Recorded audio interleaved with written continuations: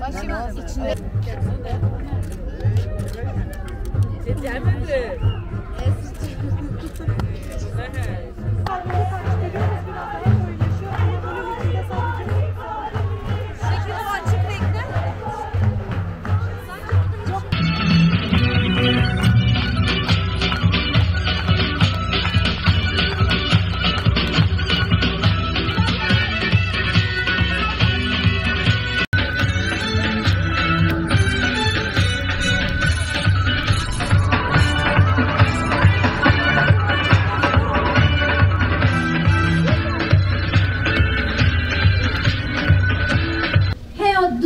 Beriyanha jinek binavê wî rojîn mixabin me bedena wê ya bêzindî dît.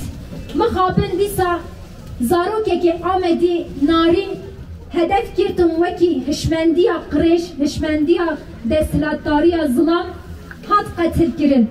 Em jî ji bo ku em jinin, ji bo ku em zarokin, ji bo ku li ser vê hebûna me hişmendiya xwe didin jiyan kirin ve tekoşina me her tim berdevam bike. Eme li her qadan da hebûna xwe pêk bînin. Eme nav van qadana da hilbirîna xwe jî bikin, hünera xwe jî pêk bînin, eme perwerdeyên xwe jî bibînin. Ji bo jinên Artemetê pîroz be, ji bo me hemî jinan pîroz be navenda jiyanê ya Şamîran. Şamîran jinekî berxwedêr bû li Wanê hatibûtinê û em bêjin di nava dîrokê da berxwedana wê nav û deng e.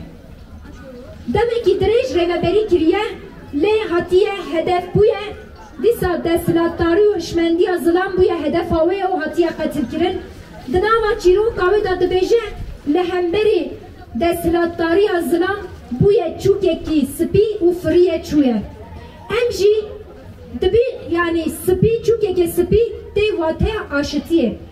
Em jin jî ji bo dîrokê ev dîroka ku qirêj tê nivîsandin em her tim ji bo aşitiyê wê berxwe bidin. Ji bo jiyanekî vekev, ji bo jiyanekî azad û ji bo jiyanekî rûmet, ji bo jiyanekî jin tê da azad bijîn em ê heya daviyê berxwe bidin. Ev qad jî ji bo wê xizmetê bike. Em ê qadên xwe zêdetir bikin û em ê têda hilbirîna xwe jî bikin, perwerda xwe jî bibînin, em ê xweparastina cewherî jî pêş bibin.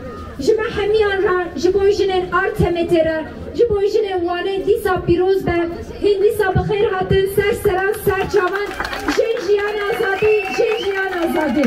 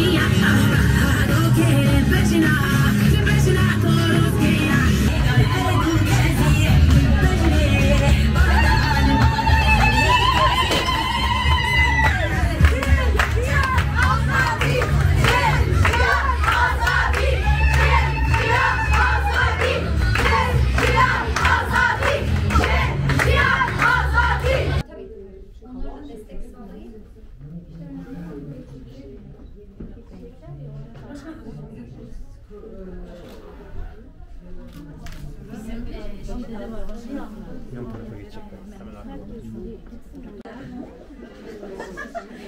Ben size bir çanta da beğenmiştim. Gerçekten çok profesyonel bir resim. Çok otantik. Siz nasılsınız? Emeğinize sağlık. Çok güzeldiniz.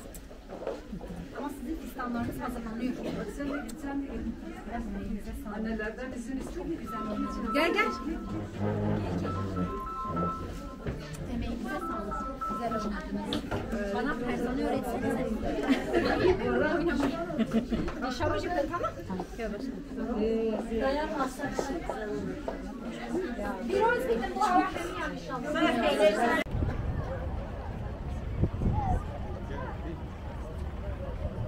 Serdar müdürüm.